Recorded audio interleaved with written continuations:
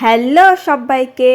তো এটা হচ্ছে কৃষ্ণনগরের রাজবাড়ি। না কৃষ্ণনগরের রাজবাড়ি না, রাজবাড়ির ফার্স্ট গেট। এটা মানে প্রথম গেট এখান থেকে শুরু হয়। তো যেদিন গেছিলাম বুড়িমা ঠাকুরের কাছে পুজো দিতে, তো সেই দিনই গেছিলাম যে কৃষ্ণনগরের রাজবাড়িটা দেখতে।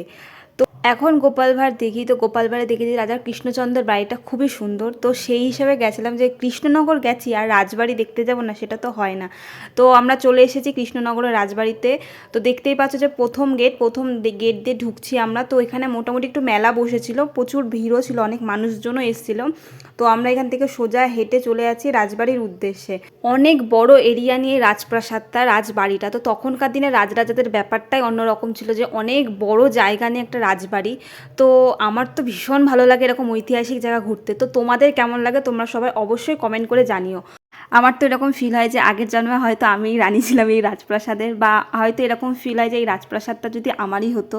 তো আমার এরকম খুব ভালো লাগে এগুলো ভাবতে। তো তোমরাও কি এগুলো ভাবো? তো দেখো আমরা ইয়ার্কি মারতে মারতে চলে এসেছি। তো দেখতে দেখতে এটা চলে এসেছে সেকেন্ড গেট। এগুলোকে গেট বলে কিনা আমি জানি না, কিন্তু আমার মনে হলো যে এগুলো হয়তো গেট। তখনকার দিনে রাজরাজারা কিছু ভেবে হয়তো বানিয়েছে। তো যাই হোক, তো দেখো চলে এসেছি সেকেন্ড গেট দিয়ে। তো চারিদিকটা দেখতেই পাচ্ছ, ভালোই মানুষজন রয়েছে, ভালোই ভিড় হয়েছে।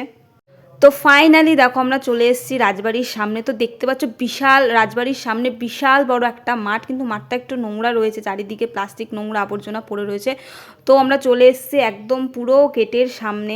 তো এখানে এসে আমাদের সাথে যে এরকম হবে এটা আমি কোনোদিনও ভাবতে পারিনি।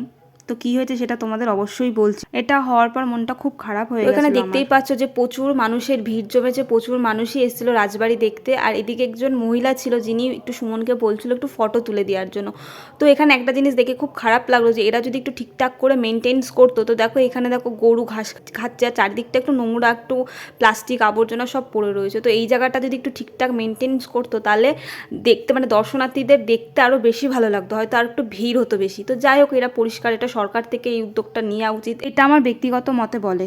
তো এখানে মন খারাপের বিষয়টা হলো, মুখের বিষয় একটাই, আমরা রাজপ্রাসাদ দেখতে গেলাম কিন্তু কপালটা এতটাই খারাপ যে রাজপ্রাসাদ নাকি একদিনই খোলে। তো আমাদের সেটা দেখা হলো না। তো আমার মনটা খুবই খারাপ ছিল, আমার খুব খারাপ লাগছিল যে এত সুন্দর একটা জায়গায় এসেছি তো দেখতে পারলাম না। তো এটা নবমীর পুজোর দিনই একমাত্র রাজবাড়িটা খোলে, তাছাড়া আদারওয়াইজ খোলে না কোনো দিন, সারা বছর এটা বন্ধ থাকে। তো সুমন আমাকে এখানে সান্ত্বনা দিচ্ছিল। তো তারপর কিছু সেলফি তুললাম, তুলে বাড়ির উদ্দেশ্যে রওনা দিলাম। তো ভিডিওটা কেমন লাগলো জানিও। টাটা।